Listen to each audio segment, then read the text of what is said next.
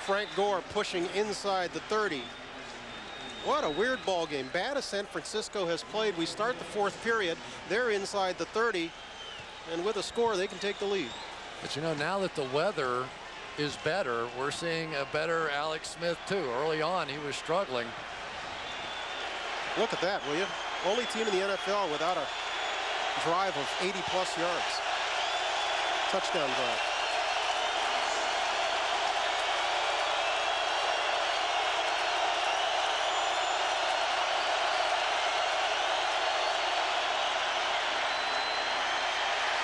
Smith flush to the high side will get a first down as he gets up to about the 22-yard line. Julian Peterson once again applying the pressure and forcing him out of the pocket. Yeah, but that was a nice job that time by Jonas Jennings, the left tackle. Julian Peterson was coming up the field, and Jennings essentially just let him take his speed and his body weight that way, and they had a slide protection coming back down to the inside. Everybody got picked up on the blitz. That time Lofa Tatupu picked up by Moran Norris, and there was just a big hole to run.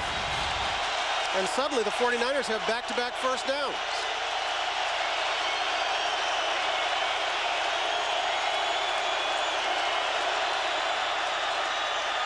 Smith will throw on first down, in and out of the arms of Frank Gore.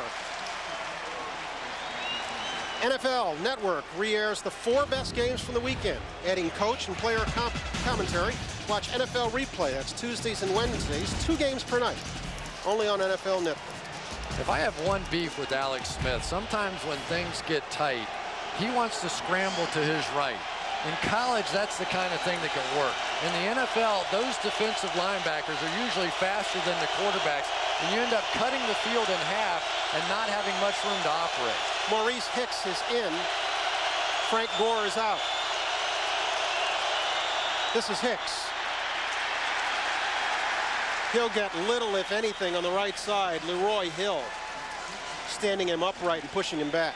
They're just not cleaning up the backside on these plays. That time, Larry Allen came around with a nice block. I think it was Norris, the fullback, had another nice block. At the point of attack, they're doing fine, but what's happening is the Seahawks are too quick and they're catching them from the backside.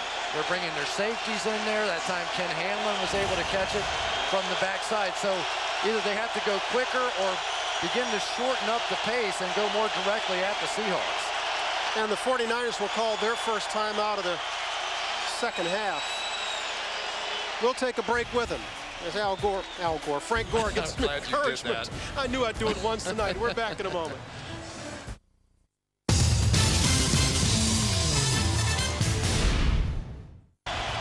Back for what is a crucial third down for the 49ers. 12:52 to go in the ball game.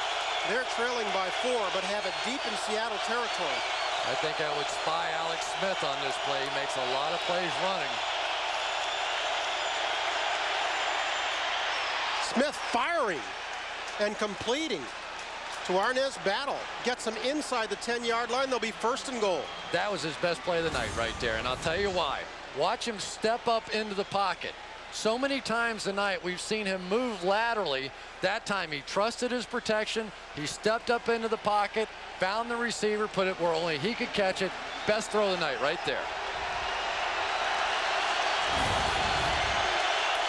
You look at the numbers, it's hard to believe the 49ers are about to possibly take the lead after the night they've had. This is Gore getting back to the line of scrimmage, being stopped there by Lofa Tatupu, second-year man out of SC. Ken Hamlin there as well. You just can't beat these guys to the corner. They're trying to pull their offensive linemen, but the Seahawks defensively are built around speed. And you have Hamlin coming up from the safety position. You have Lofa Tatupu coming from around the edge. Frank Gore is never going to beat them to the corner. The 49ers are attacking what is the closed end of this field. And the noise is reverberating down there. This crowd prides itself on the noise they can generate. Smith into the end zone, touchdown. San Francisco, the rookie, Vernon Davis.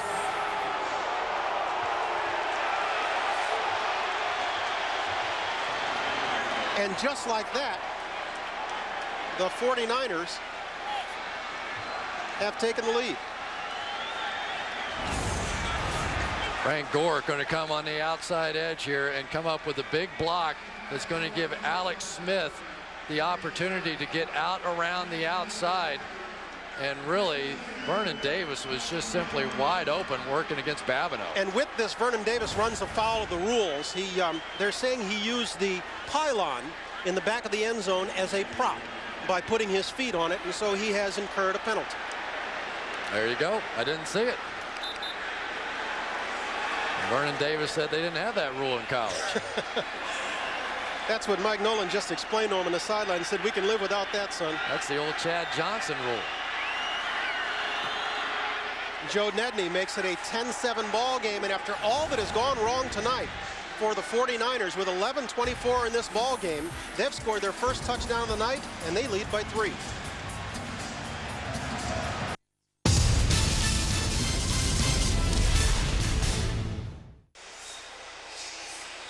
Big drive for San Francisco, their longest touchdown drive of the year. 11 plays, 90 yards, consumed 526. How about 67 of those yards credited to Arnaz Battle? Alex Smith's the best I've ever seen. You know, I've watched a bunch of tape on him. That drive's the best I ever saw. He went deep. He showed his arm strength off. He made the big third down conversion, and then on the rollout there, completes the touchdown. His best drive. And so Nedney is backed up to his own 20 to kick off. Seattle will come out of this with good field position no matter what. This is a live ball. Burleson's got it, and he's got running room up the left side. Burleson getting it back to the 33-yard line before Mike Adams pushes him out. And how big does that penalty to Vernon Davis look now? Absolutely. But this is another one of those situations you just give the Seattle Seahawks a chance. And Nate Burleson, great job going up and picking up that ball and finding the lane. What a difference he has made on special teams for these guys. They were really struggling with punt and kickoff return, and the reason they got it, there it was, put his foot up there. You remember Chad Johnson last year used it like a putter, a la Tiger Woods or whatever, changed the rule this year, and Vernon Davis didn't get the memo. He could have done the bird dance. He just shouldn't have put his foot on the pylon. Yeah. Costly. We've seen it so many times this year. Really significant penalties over wanting to celebrate. What a great kid wanting he to get is, on the highlight shows, all the different things. I had a chance to visit with him yesterday. He's the oldest of 7. And, I mean, talk about a man-child. The guy is what, 6'5", 250, and he runs a 4.37 40. And blocks. Wow. That's what I like about him. He blocks.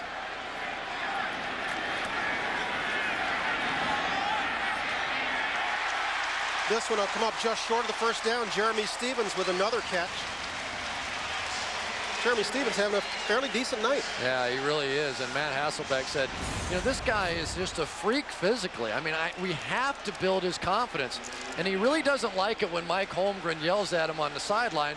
He says this guy goes in the tank. So as soon as Holmgren yells at him, I go over and tell him how good he is. And so he's just constantly trying to build him up to build that confidence. 3rd and short for the Seattle offense. This is Alexander. And he didn't get back to the yellow line, which, if we haven't noted before, is unofficial. This spot looks like it'll be short by at least a foot. Marcus Douglas with the stop. And that always had been the money side right there. It was all last season as Sean Alexander went for the MVP and the rushing title and all that went along with it. And I just can't imagine that Mike Holmgren's not going to go for this if it does come up short. We'll get our first measurement of the night, and it will be short, it would appear.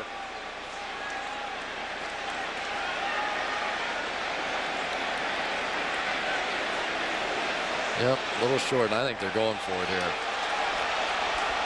Hasselbeck is coming back on the field. They will indeed go for it. With 9:54 left in the ball game and trailing 10-7. Matt Hasselbeck was talking about how much they missed Steve Hutchinson. He said, forget what he did on the field. That guy controlled our locker room. Anybody that whined or complained, Hutchinson was always right in their face, and we have not really filled that void on this offense. I never knew he was that vocal a guy. He's that big a guy for sure, Oh, but yeah. I still think they run left here. That's been their money side for a long time. 4th and short. The up back is strong. It'll depend on the spot. I don't think he got it, and that was an unusual formation. They had Sean Alexander flanked off to the left and turned around and gave it to Max Strong. Was that Keith Lewis getting there first?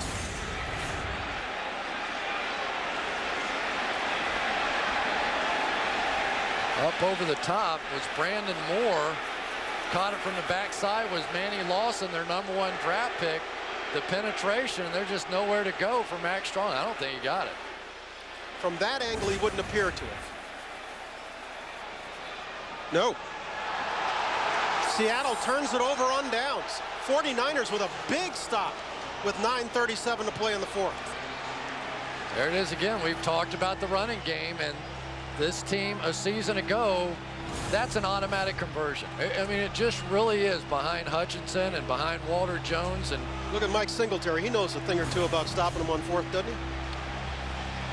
remember the game back when the 49ers were just blown out by the Chicago Bears? 41-10, wasn't it? At halftime, it was like 41-0. They said Singletary went absolutely berserk in the locker room and really sort of propelled them to that 3-game winning streak after that.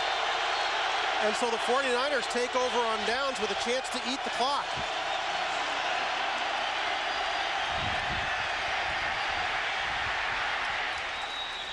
Smith scrambling up the middle for about 2. Don't forget, we're going to come back with another game inside of 48 hours. Playoffs are on the line Saturday night when the 8-5 Dallas Cowboys travel to Atlanta to face the 7-6 Falcons. Action kicks off Saturday night, 8 o'clock Eastern time, only on NFL Network. Who you like in that one? Dallas Cowboys. Do you really? I do. Even in Atlanta? I do.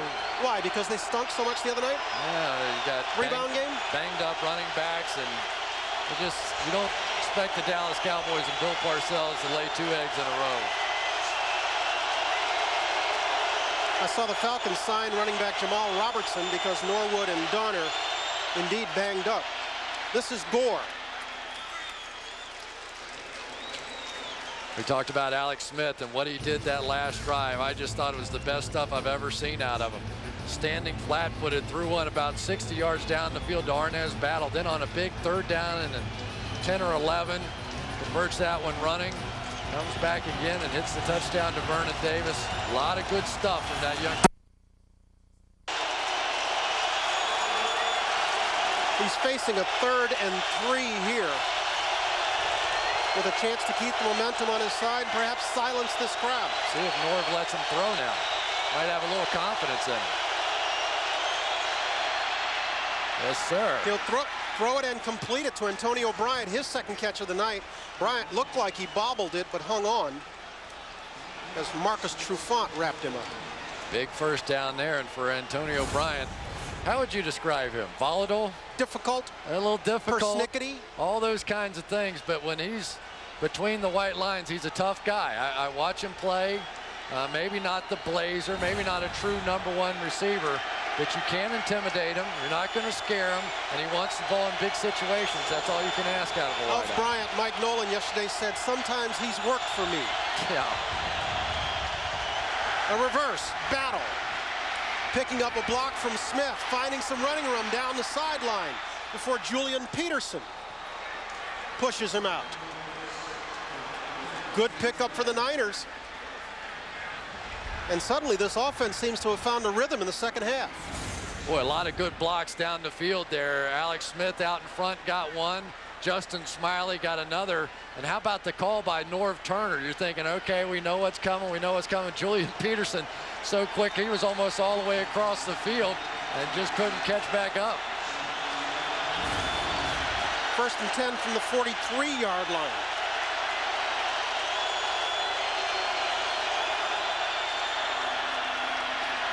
Frank Gore behind Larry Allen yet again, getting to the 39 before Ken Hamlin stops him.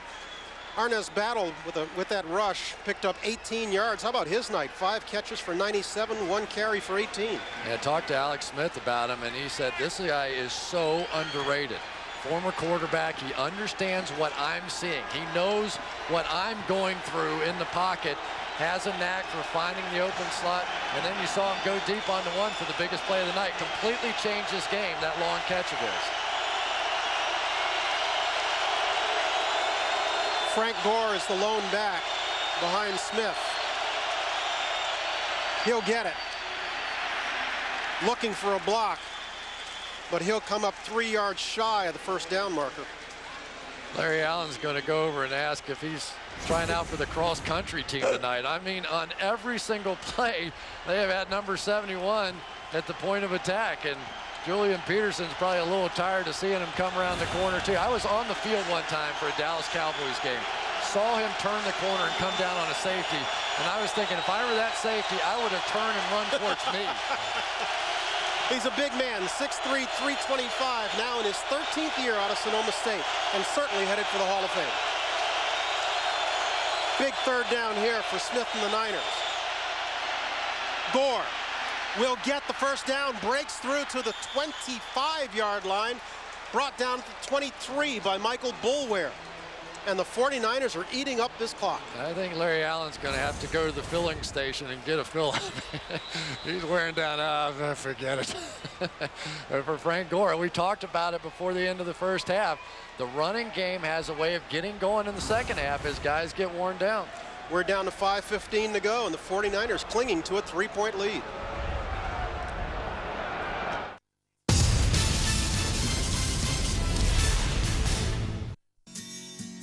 Live NHL continues this Tuesday on NASN as the St. Louis Blues head to Pittsburgh to try to freeze up Malkin and the Penguins.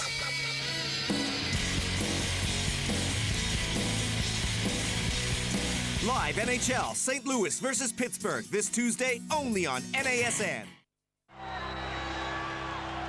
The San Francisco 49ers keeping this drive alive. How's this stat?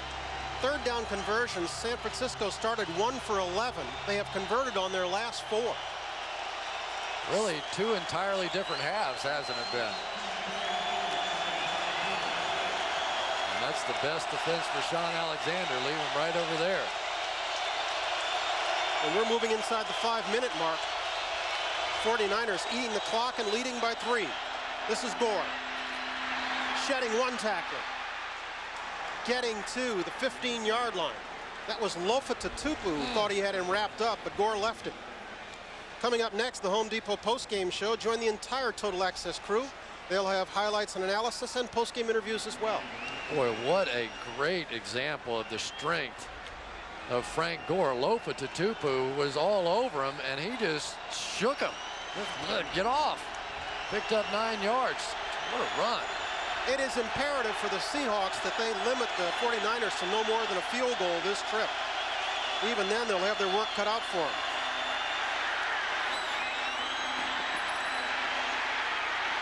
Smith will throw this one away and be left with 3rd and 1.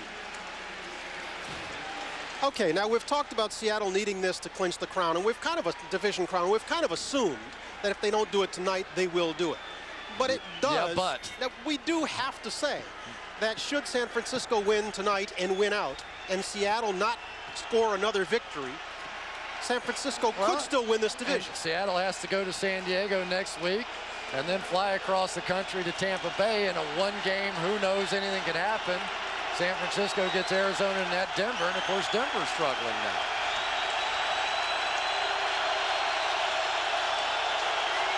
Biggest down of the ball game, 3rd and 1. Gore, first down. We've got a delay of ouch. Ouch. 3rd down. There was a chance to move inside the 4-minute mark, get a fresh set of downs, and instead they'll be looking at 3rd and 6. And that's all on Alex Smith. You can't put it any other way. He has his primary job to get up there, check the play clock, find out when it is. If need be in that situation, take a timeout, give your team an opportunity. And now everything changes. The wide receivers come in, the tight ends and the fullbacks go out, and here we go. This is so reminiscent of a game the 49ers had against St. Louis, in St. Louis, where they had a 3rd and short, failed to make it, kicked the field goal, minute and a half left, Rams came down and scored and won the ball game.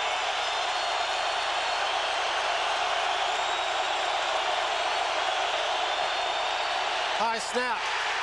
Smith sheds a tackler. Looking and completing. Touchdown, Frank Gore. What a play by Smith. got out of the arms of, I think that was Kelly Herndon. Shook Herndon and found Gore down the sideline for a touchdown. One of the best plays I've seen this season. First of all, the snap is high. He makes that play. Now he avoids Herndon, gets his wits back around him, scrambles out, finds the open receiver. You can't get better than that out of a quarterback. I don't care who you want to talk about. One of the plays of the season right there by Alex Smith. Boy, nice catch by Gore, too. What a second half he has had. Outstanding stuff. Nedney gives the 49ers a 10-point lead with 4:01 play in the ballgame. Wow. Well, you've seen it. I've heard people tell me about him, what he can be, what he could be. There it was right there.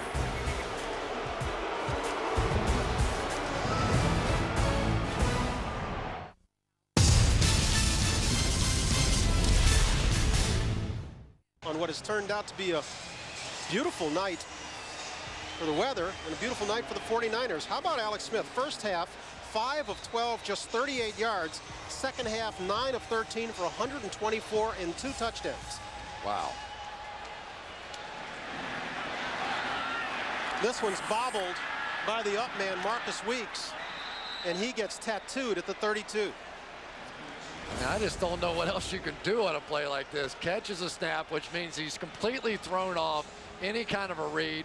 Shakes Herndon, comes out, and Frank Gore did a great job of turning back up the field and finding the open spot. But Herndon just had him dead to rights there. I mean, that's an easy sack, lets him go, and Smith just turns it into one of the most magical plays of the season. Watch Gore working outside.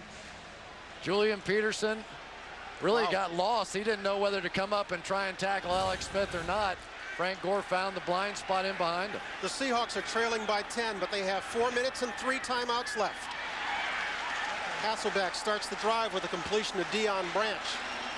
And Keith Lewis going to rough him up. There's plenty of time here for the Seattle Seahawks. They're in their 4-minute offense now. Plenty of time to make something happen. Hasselbeck sliding up inside. Looking deep, tripped is Nate Burleson. Shante Spencer coming up with the pick, and the crowd wants a call. Won't get it. Won't get it. This one's going to go the other way. Tangled feet is not pass interference as long as both players are looking for the ball, going and running and just playing the football. If their feet get tangled, it is not pass interference. Okay, but I'm going to pick a fight with you there. That was a little more than feet tangled. That was kind of cutting off his route. I agree with you. When I first saw it, I thought their feet got tangled, but he gave him a shot in the back and knocked him off that football. Second look, I think that should have been pass interference. Let's take a look. Was it the feet getting tangled, or did he knock him in the back? It looked to me, unless the contact. Oh boy, I tell you, that's a pretty rough one to live with for a Seattle Seahawks fan right there.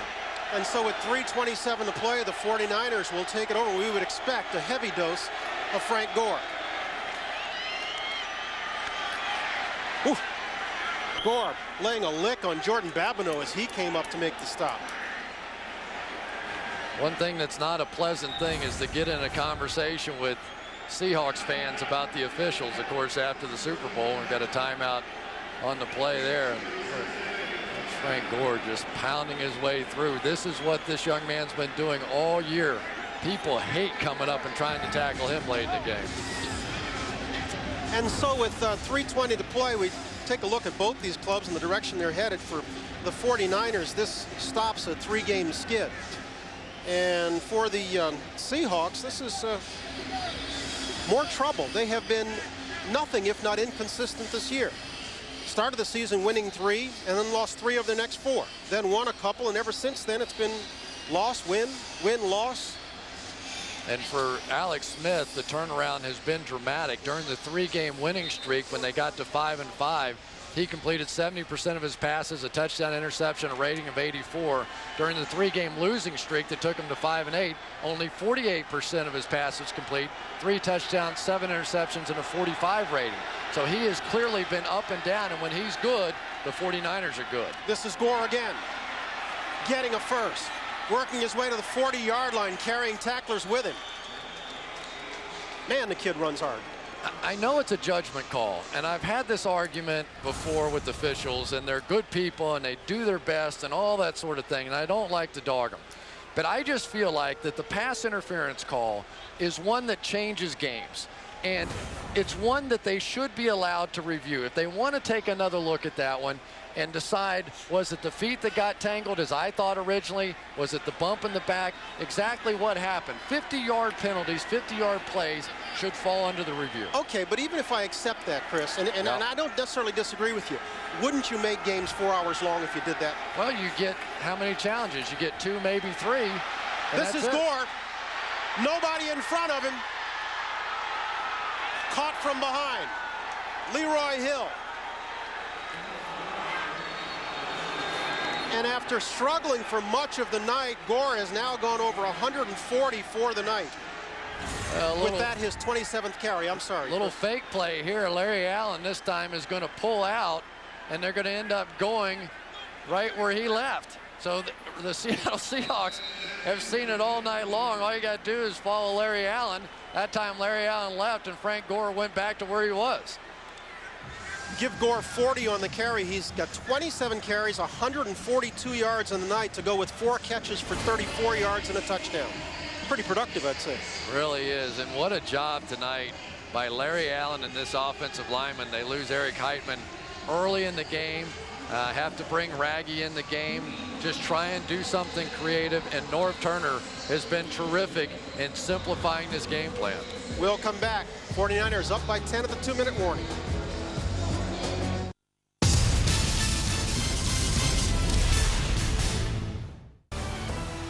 Two minutes to play here in Seattle, where the 49ers will just try to eat up what's left of the clock. This is Gore. Stutter stepping his way inside. What a night he's had. What a half he's had. 13 carries in the second half, 108 yards. He's got 355 yards against these guys in 2 games. He's really an incredible story. We talked about him a little bit earlier, but so many injury problems he had to overcome. He blew out his ACL at the University of Miami in the spring of '02, came back in '03, then blew out the ACL in his other knee, the 5th game of '03, came back his senior year, had a good senior year, ends up getting picked in the 3rd round. But I don't think that anybody could have anticipated the impact that Frank Gore was going to have on the NFL this season. And he's not a big guy. He is just determined. I mean, here's a guy that could have made any number of excuses for why life wouldn't work out for you. He has overcome them all. The learning disability, dyslexia, all the different things. The knee surgeries. The family issues he's had. And all he ever wants to do is say hi to his mom, do something good for her. She has struggled certainly with her own dialysis, that she's been waiting for a kidney transplant. God love him. He just loves his family and has overcome everything to be a star in the NFL, and I love it. Second down following a Seattle timeout. And after that love story, you have to talk about the Seattle Seahawks, because this has been a disaster. To lose at Arizona last week, to turn around now at home against San Francisco and get beat again, and a horrible offensive performance by the Seahawks tonight. Well, and you know you've got to wonder what's going on with this club, and it's more than just, oh, we've had some injuries. We're inside 150. We'll be back in a moment following this timeout.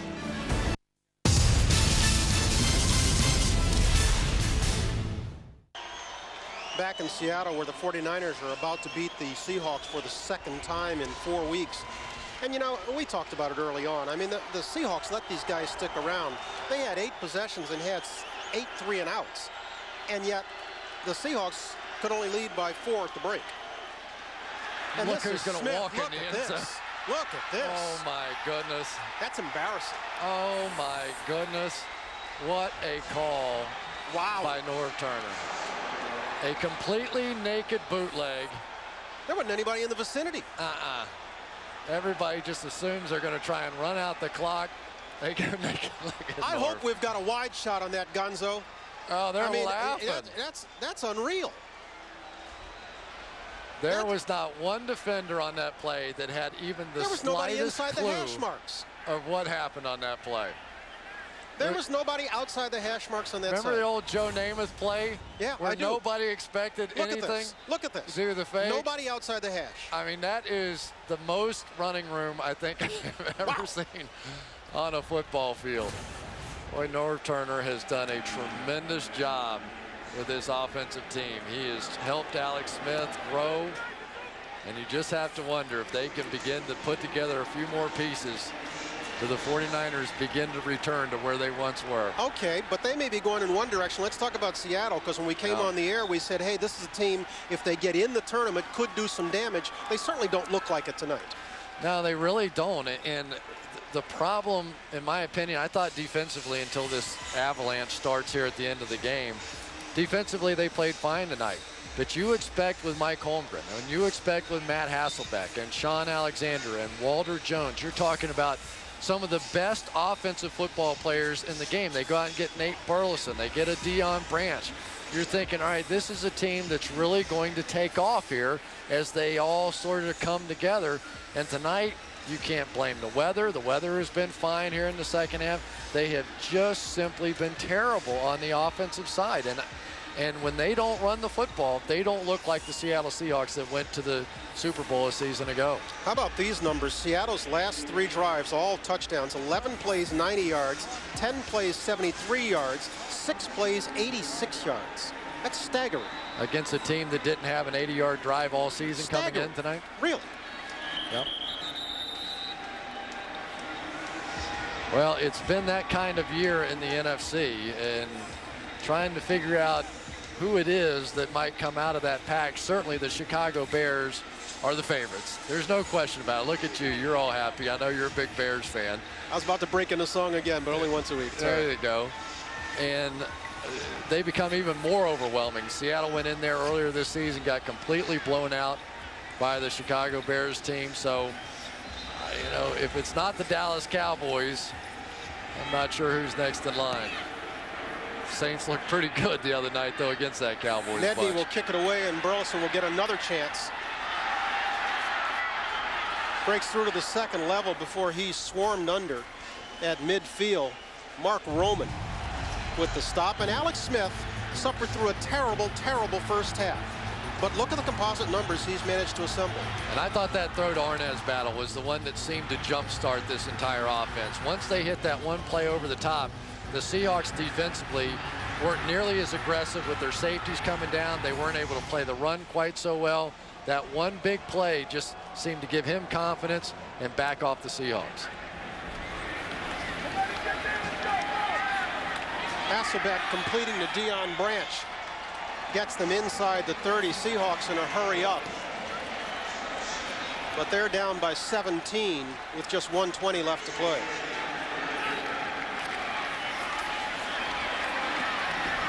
A lot of time from behind. Hasselbeck in the arms of Roderick Green.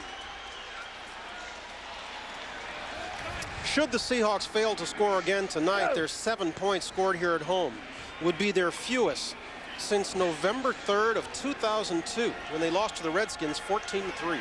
And Mike Holmgren went crazy on his team when they lost in San Francisco the last time. You have to wonder what he's thinking right now. Whoa! Deion Branch gets lit up, and a flag is dropped on Keith Lewis. Guess who? Oh! I guess they're going to call that helmet-to-helmet contact on a defenseless receiver.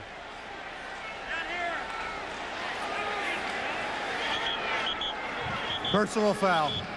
Unnecessary roughness, number 28. Defense. 15-yard penalty. Automatic first down. You agree with the call? Well, I'd like to see it one more time to make sure. This Was is the at ball real speed. clearly by the receiver? Was it helmet-to-helmet contact? I think that's what they get him for there. If it's helmet-to-helmet contact on a defenseless player, it's going to be 15 yards. But Keith Lewis has been sending messages all night long, and I don't think anybody on San Francisco's sideline is complaining about that particular act. Lewis has had a great night. Hasselbeck getting pressure. Whistle will blow as we've moved inside 36 seconds and counting. Sopoanga again getting credit for the stop. Manny Lawson was back there with him. And man, when you have an intimidating safety back there, it just makes a difference. Roy Williams, Ronnie Lott, you go right down the list. Hasselbeck throwing for the far corner, out of bounds. He was going for Nate Burleson. Shante Spencer defending over there. And arguably his play was the big one of the night, the interception, or if you want to look at the other way, the interference call that was not called. Yeah, and Shante Spencer has been important coming back. The 49ers coming in put two different cornerbacks on IR this week, Sammy Davis and Donald Strickland, and they weren't sure Spencer was going to be able to come back. He missed 3 games with an ankle injury, but he comes up huge, and 49ers aren't out of the mix. It'll be a tough road, but they're not out of it yet. Inside the 15-second mark, Hasselbeck will throw for the end zone again. Jump ball there. Jeremy Stevens may have come up with it. He did. Touchdown, Seattle. This was just kind of a jump ball, and Stevens at 6'7" out jumps Spencer.